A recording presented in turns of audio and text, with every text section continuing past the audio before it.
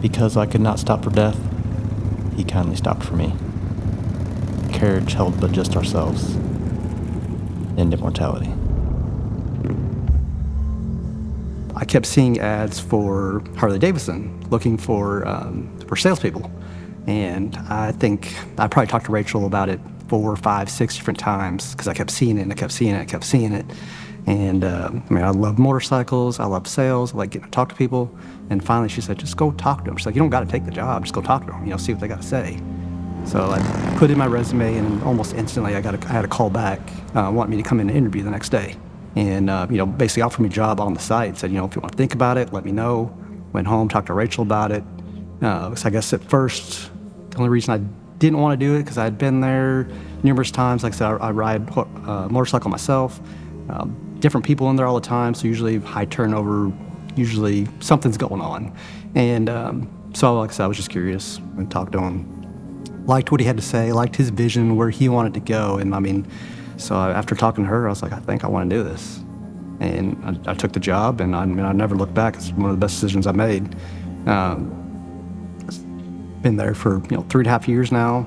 Again, love riding, love the brand, love getting to be a part of that. There's just something about every morning riding to work, coming around that last corner, seeing that orange and black Harley logo up there. It's just, I don't know. It's just sometimes you gotta pinch yourself. It's like one of those moments. Like, man, I work for Harley-Davidson. It's just, I love it.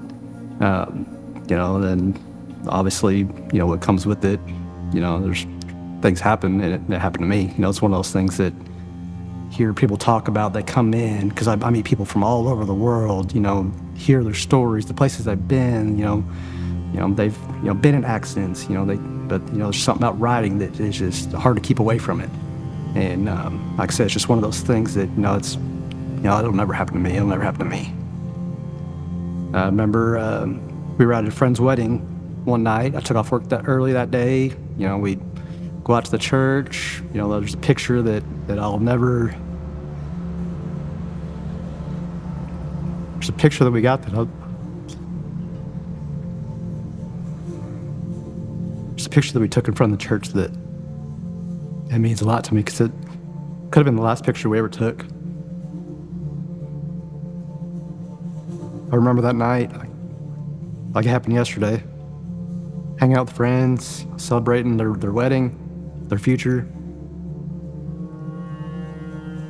And then next thing I know, I wake up in a hospital. I don't know what's going on, I'm confused, I can't move. I got my legs are strapped, my arms are strapped. And find out that I was in a serious motorcycle accident that almost took my life. I just recall looking up the road and seeing a motorcycle coming down, and I just heard a crash, and I immediately told Paul, I was like, I got to get out and help. And so when I went around, I could see that there was a man laying on the ground. He had been in an accident. You could see where he hit the truck that was pulling in, and Paul and I were coming out. We were headed towards home. And as I saw him laying there, I don't know, just the nurse kicked in, and I just went around. I checked for a pulse. I checked for a radial pulse, and there was no pulse. So I began doing compressions. As I was doing compressions, I started to pray. I just prayed in my heart. I prayed out loud. I was like, Lord, just save our brother. Just be there for him. And I also prayed, like, if you can hear me, I said, just accept Christ as your Savior. To me, that is the most important thing that all of us are here for, is to just bring people to Christ. And I don't know for how long I did compressions. I don't really recall a lot of what happened, except that when the paramedics arrived, they took over. They did compressions. They also used the Lucas, which does compressions, and they took over. But I remember continuing to pray and getting large amounts of people to pray in circles and to have, I don't know, just prayer. But as I looked over, and I could just see so many people from church praying, and so many people helping, just bringing people out of the scene, bringing water, bringing all kinds of things. But as I glanced over to the monitor, I could see that that he had a heart rate, that his heart had started beating, and it was just an awesome feeling. And I felt like, God had answered prayer. I think it took me a little while, too, to really understand what truly happened.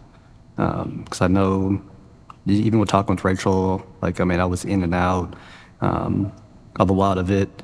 And we talk about it. I can still try to think back when was the first time that I can remember myself, actually really understanding what had happened. And I think we kind of calculated everything out. It was weeks later that until I was fully aware, awake, conscious enough to really fully understand what happened. She told me what happened, and I commented on it and things like that. But it's crazy to think that. Like I said, it's the last thing you expect. The last thing I remember is, like I said, being in a wedding and just having fun. Friends and Rachel and being around that environment. Them getting married and moving on with their life and starting their next chapter of their life, and then, mine almost ended. And just talking to people, and I think the hardest part is talking to a lot of the people that were there, that are in that field, and they come on accidents and they see things like that, and to hear that I'm not supposed to be here, and it's just hard to, grasp that concept that, I'm not supposed to be here. I don't know, what it was, why, and I think that was a lot of questions that I had, a lot of things I didn't understand. I started to get a lot of the why. Why me? What? Why? It's just, I didn't understand, I did something wrong, if I didn't understand. And I think that was first time actually, me and Rachel, we started seeking stuff out, trying to figure out, the whys. And then even looking back on things throughout my life, it was felt like there was always something calling. Looking at it now, especially now that, where I'm at now, just little things that maybe were trying to get my attention that I didn't know at the time. That, looking back, it's I see now. I remember laying in bed at the hospital one day, listening to music.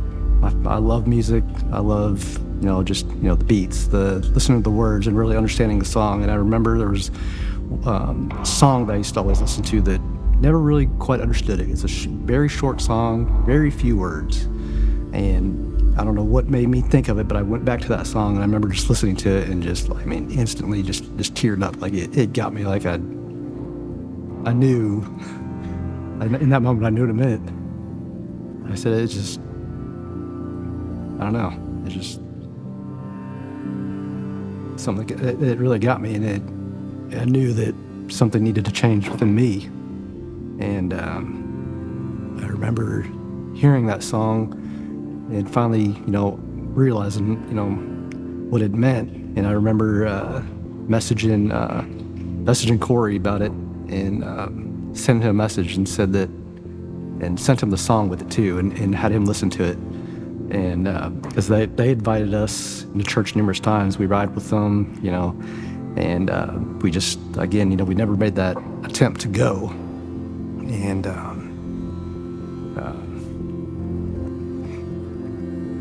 like I said, after all that, it just I knew something needed to change within me.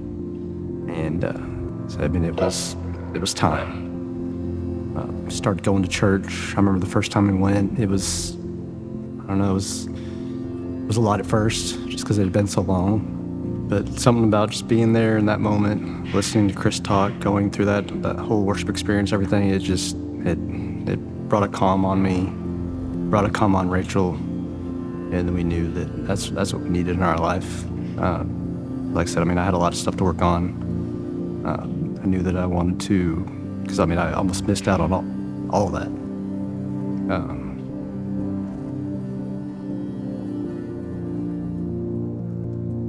And it's just, I still think about it from time to time, and it's hard. Knowing that, every morning when I wake up and I see my kids, and I go to bed and I see my kids, and knowing that,